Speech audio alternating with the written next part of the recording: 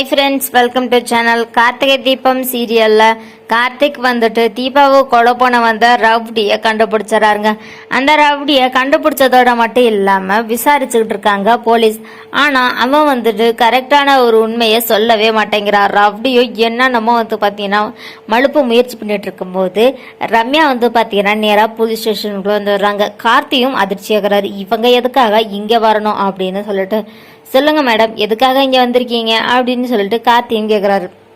அது ஒன்றும் இல்லை கார்த்தி, ரொம்பவே ஒரு முக்கியமான விஷயமா நான் வந்தேன் சும்மா அப்படின்னு சொல்லிக்கிட்டு இருக்காங்க. ஓ அப்படியா மேடம் அப்படின்னு சொல்லிட்டு கார்த்தியும் கேட்டுக்கிட்டு இருக்காருங்க.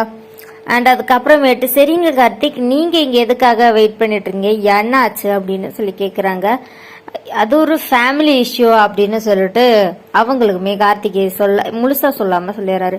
அப்படியா அப்படின்னு சொல்லிட்டு ரம்யாவும், இப்போ எப்படி இவங்க கிட்ட இருந்து இந்த ரவுடியை நம்ம காப்பாத்துறது, இவன் ஒருவேளை உண்மையை சொல்லிட்டானா என்ன ஆகும்னு நினைச்சு கூட பார்க்க முடியலையே, இவன் உண்மையை சொன்னானா கண்டிப்பா கார்த்தி நம்மள என்ன செய்வாருன்னு நினைச்சு கூட பார்க்க முடியல அப்படின்னு ரம்யா நினைச்சிட்டு இருக்காங்க.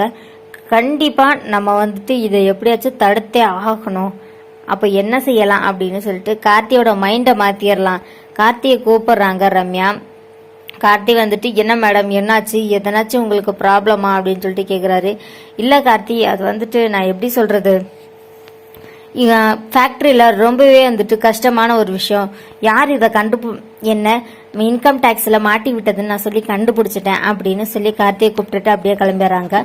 அந்த ராப்டியுமே அப்படியே சைலண்ட் ஆயிடுறாரு. இன்னொரு பக்கம் பாத்தீங்கன்னா போலீஸ் அவரை விசாரிச்சுக்கிட்டே இருக்கிறாங்க. யாரு உன்னை இதை பண்ண சொன்னது, யாரை கேட்டு நீ இப்படி செஞ்ச அப்படின்னு கேட்டுட்டு இருக்கும்போது, ஐஸ்வர்யாவா ஆனந்தா சொல்லு அப்படின்னு கேட்கும்போது டக்குன்னு அவர் என்ன சொல்றேன்னு தெரியாம ஆனந்த் தான் இதெல்லாம் செய்ய சொன்னாரு. ஆனந்தும் ஐஸ்வர்யா மேடம் தான் இதை என்ன செய்ய சொன்னாங்க, எனக்கு இதை பத்தி எதுவுமே தெரியாது, ஐஸ்வர்யான்றவங்க என்கிட்ட காசு கொடுத்து இதெல்லாம் செய்ய சொன்னாங்க அப்படின்னு சொல்லிடுறாங்க.